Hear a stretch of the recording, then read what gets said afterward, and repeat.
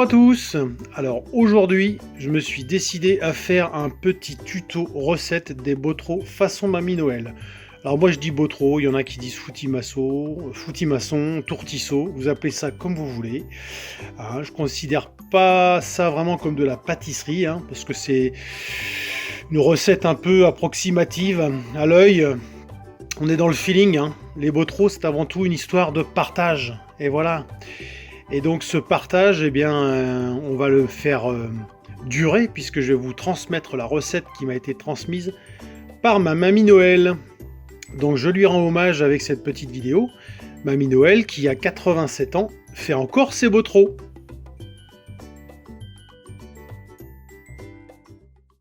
Donc d'une recette verbale, j'ai réussi à faire une recette écrite, hein, à force d'essayer plusieurs doses, plusieurs proportions. Donc je pense avoir trouvé une recette que les gens aiment bien et qui se rapproche le plus de la recette de mamie.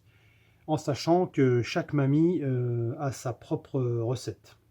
Donc moi pour 1 kg de farine, je mets 5 œufs, je mets 250 g de sucre, je mets 42 g de levure fraîche du boulanger, je mets 80 g de beurre de micelle, 50 g de crème épaisse, 12,5 centilitres de lait, et après je mets du rhum. Alors c'est un peu à l'œil, hein, vous mettez peut-être un ou deux bouchons selon les goûts, et je rajoute également de la poudre de vanille, enfin c'est de la gousse qui est mixée, et je mets un petit peu d'arôme vanille. Donc là c'est pareil, hein, c'est un petit peu à l'œil, hein.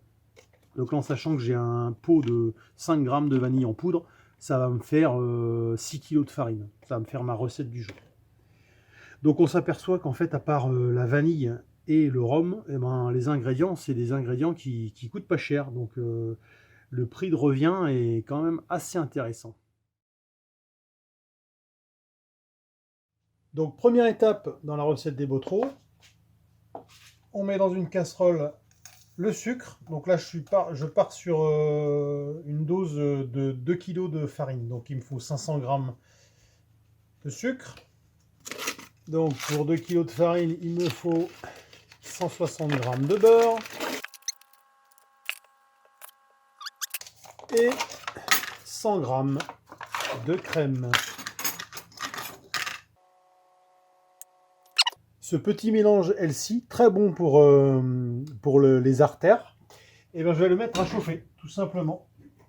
Voilà, une fois que tout est bien fondu, le sucre, le beurre et la crème, maintenant je laisse tiédir. Pourquoi? Parce que si je le mets à la température à laquelle il est, là maintenant, au contact de la levure, et ben la levure, ça va la tuer, et la levure, et ben, elle n'aura plus aucun effet, ça ne fera pas gonfler la pâte.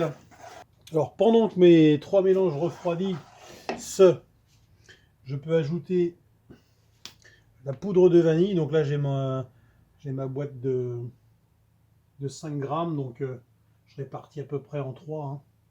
Après c'est 2 cuillerées à soupe d'extrait de vanille. Tac. À quelque chose près, hein. C'est pas... Voilà. Et je peux également rajouter le rhum. C'est pareil, hein. Allez. Là, comme le mélange, il est un petit peu... il est encore bien chaud. La vanille va pouvoir infuser légèrement dans notre mélange. Du coup, ça va pouvoir développer les arômes dans la pâte. Là, j'ai fait tiédir mon lait entier. Donc là, pour rappel, 12,5 centilitres de lait entier pour 1 kg de farine. Donc là, j'ai 25 centilitres. Puisque je pars sur 2 kg de farine. Donc là, je l'ai fait tiédir légèrement au micro-ondes. Donc on est à 27 degrés. Comme ça. Et dedans, dans ce bol, je vais émietter 2 cubes de levure fraîche. Voilà. Et je vais laisser reposer quelques minutes, le temps que la levure s'incorpore bien et commence à faire son travail. Allez, ça y est, tous les ingrédients sont prêts. Et après, c'est parti à la main, bien sûr. Alors, gardez à côté un paquet de farine, un peu de farine, parce que parfois, pour que la pâte soit un peu moins collante, j'en rajoute. N'oubliez pas que c'est une recette ancestrale, ultra précise. Allez, c'est parti.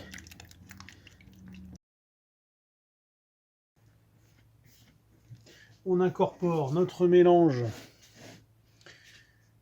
Healthy, spécial Weight Watchers. Voilà. Allez, c'est parti. Alors, c'est vrai que l'allure du mélange n'est pas terrible, mais bon. Déjà, en plus, en faisant ça, ça permet de finir de refroidir ce fameux liquide, puisque après, on rajoute le lait avec la levure.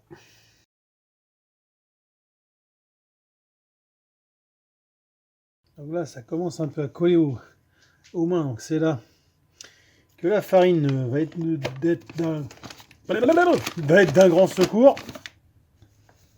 Donc je m'en mets un petit peu voilà, sur les mains pour décoller la pâte. En fait, je mélange en fait pour que ce soit homogène. C'est pas vraiment, c'est pas du pétrissage quoi. Parce que la pâte, je vais pas la manipuler pendant 107 ans en fait. Je veux que ça fasse une boule homogène. Tous les ingrédients soient bien mélangés pour faire une belle boule.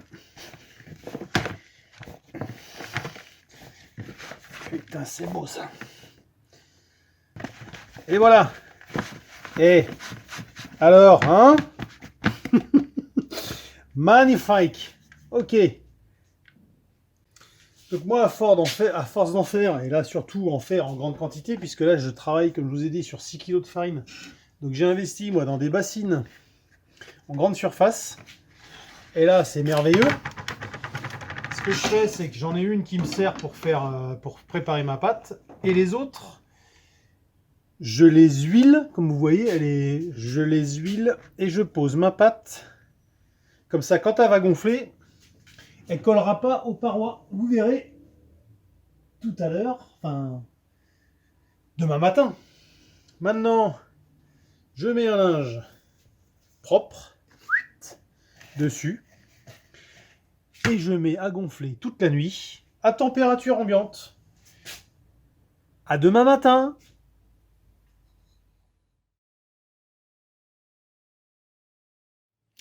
Bonjour tout le monde, il est 5 h du mat. Allez, c'est parti.